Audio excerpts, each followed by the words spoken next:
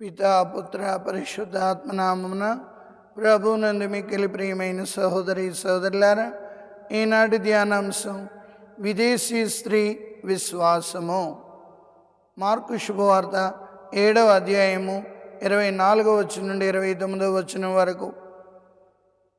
ఈ సంఘటన మనం చూసినప్పుడు యేసు ప్రభు కరుణామయుడు, దయామయుడు, ప్రేమామయుడు అని మనం అనేక సార్లు ఆయన పొగడి స్తుతిస్తుంటాం. కానీ ఈ యొక్క సంఘటన, ఈ ఉపమానం చూసినప్పుడు ఎవరైనా ప్రభు దగ్గరకు వచ్చి దావీదు కుమారా మమ్ము కరుణించనంటే వాళ్ళను కరుణించి వాళ్ళ కుష్ఠరోగాలు నయం చేసాడు, అనారోగ్యంగా ఉన్న వాళ్ళని స్వస్థపరిచాడు, దెయ్యాలను పారద్రోలిన ప్రభు ఈ విదేశీ స్త్రీ దగ్గరికి రాబోటికి ఈమె తరచుగా వస్తూ గ్రీసు దేశీయురాలు, ఫెనీసాలో పుట్టినది.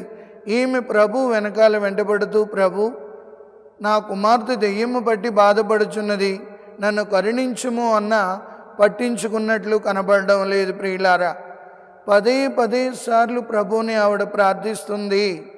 ఇది చూసి శిష్యులు చిరాకు పడ్డారు, కానీ ప్రభు మటుకి ఆవిడ్ని గమనిస్తూనే ఉన్నాడు. ప్రియులారా, ఇదే మనం చూడాలి. కొన్నిసార్లు ప్రభు మనలను పదే సార్లు ప్రార్థించమని కోరుతుంటాడు. పదే సార్లు ప్రార్థించడం ద్వారా మనం ప్రార్థించిన ఆ కోరిక నెరవేరుతుంది. ప్రియులారా, పట్టుదలతో ప్రార్థించాలి. ఈ స్త్రీ విదేశీ స్త్రీ, గ్రీసు దేశీయురాలు. ఈవిడ విశ్వాసం చూడండి. ఇక్కడ పదే సార్లు ప్రభు వెనకాల వెళుతూ, ప్రభుని నా కుమార్తె దెయ్యం పట్టినది, ఆమెను స్వస్థపరచండి అన్న ప్రభు నిమ్మకు నీరెత్తినట్లు ఉన్నట్లు మనకు కనబడుతుంది ఈ ఉపమానంలో. అప్పుడు శిష్యులు అడుగుతున్నారు, ఏమని? ప్రభు ఈవిడ మనతో ఉండి అనేక సార్లు అడుగుతుంది, కాబట్టి ఈవిడకు ఒక అద్భుతం చెయ్యండి అని శిష్యులు అడుగుతున్నారు. అప్పుడు ప్రభు చెప్పిన ఉపమానం ఏంటంటే, నేను ఇశ్రాయేలు ప్రజల కొరకు వచ్చాను, ఇతరుల కొరకు కాదు అన్నప్పుడు ఆ బిడ్డలు తినే రొట్టెను కుక్కలకు వేయకూడదు కదా అని ప్రభు అంటున్నాడు. చూడండి, ఆవిడ్ని కించపరిచినట్టు ఉంది, కానీ అక్కడ ప్రభు కించపరచడం లేదు. అందుకే బైబిల్ గ్రంథాన్ని చాలా జాగ్రత్తగా అర్థం చేసుకోవాలి. ప్రియులారా, బైబిల్ గ్రంథం ప్రభు ఎవరిని ఎప్పుడూ కించపరచలేదు.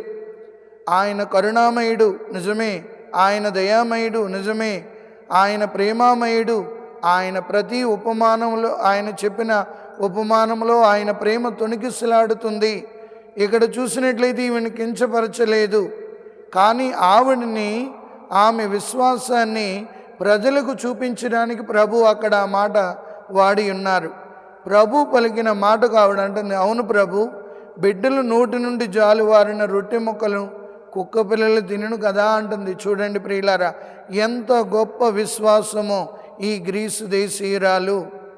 అందుకే ప్రభు ఆవిడ అంటున్నాడు, అమ్మా నీ విశ్వాసము మెచ్చదగినది.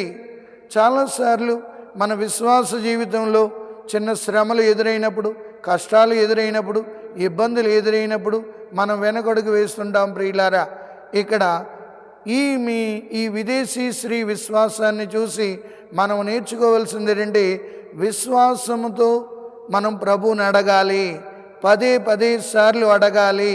కొన్నిసార్లు మనం అనుకున్నది జరగకపోయినా ప్రభుని విశ్వాసంతో మరింత గట్టిగా ప్రార్థించాలి అని ఈ స్త్రీ ద్వారా మనకు అర్థమవుతుంది. ప్రియులారా, కావున ఆమె ఎప్పుడైతే ఆ మాట అన్నదో ప్రభు అంటున్నాడు, అమ్మా నేను ఇశ్రాయేలులో ఎంతో గొప్ప విశ్వాసిని ఎప్పుడూ చూడలేదని ఆవిడ్ని ప్రభు ఉన్నతంగా పొగుడుతున్నారు. ప్రియులారా, సో మన విశ్వాస జీవితం అనేది ఒక పోరాటం.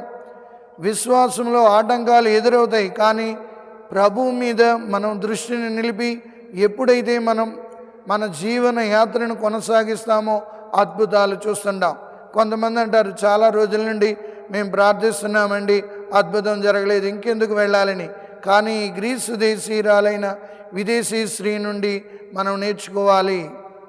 మనం విశ్వాసంతో ప్రభువుని అడిగిన ప్రతీదీ కూడా మనకు జరుగుతుంది. ఇక్కడ నీ వెళ్ళమ్మా, నీ కుమార్తె బాగుపడుతుంది అని ప్రభు పలికి ఉన్నారు. ఆ క్షణమే ఆ కుమార్తెను దెయ్యం వీడిపోయింది. కావున ప్రియులారా, ఈ విదేశీ స్త్రీ విశ్వాసం మనం మెచ్చుకోదగినది. ఆ విదేశీ స్త్రీల మనం కూడా నిరంతరం విశ్వాస పోరాటం చేస్తూ ప్రభు అనుగ్రహం పొందేదాకా మనం ప్రయత్నిస్తూనే ఉండాలి, ప్రార్థిస్తూనే ఉండాలి. దేవుని ఎడల కృతజ్ఞత కలిగి జీవించాలి. అదే కోరుకుంటున్నారు. విదేశీ స్త్రీ విశ్వాసము మెచ్చదగినది. మన విశ్వాసం ఎలా ఉందో ఒక్కసారి ఆత్మపరిశీలన చేసుకుందాం. పిత, పుత్ర, పవిత్ర ఆత్మ నామమున ప్రభు మిమ్మందరినీ ఆశీర్వదించి కాచి కాపాడునుగాక. ఆమెన్.